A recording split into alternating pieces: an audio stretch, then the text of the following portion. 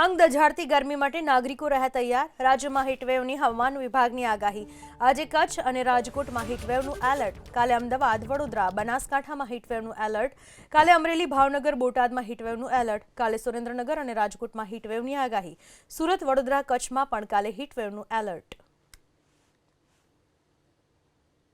अगले हम अगर बात करें 2 से 3 दिनों की, उसमें जो है 2 से 3 डिग्री की जो है अधिकतम तापमान में पूरे गुजरात में जो है हमें बढ़त देखने को मिलेगी।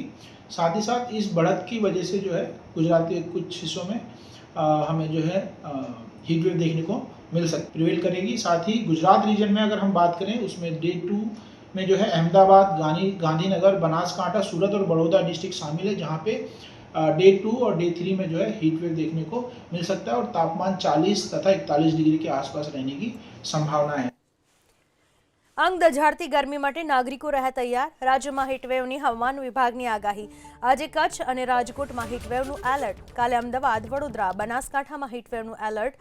કાલે અમરેલી, ભાવનગર, બોટાદમાં હીટવેવનું એલર્ટ। કાલે સુરેન્દ્રનગર અને રાજકોટમાં હીટવેવની આગાહી। સુરત, વડોદરા, કચ્છમાં પણ કાલે હીટવેવનું એલર્ટ।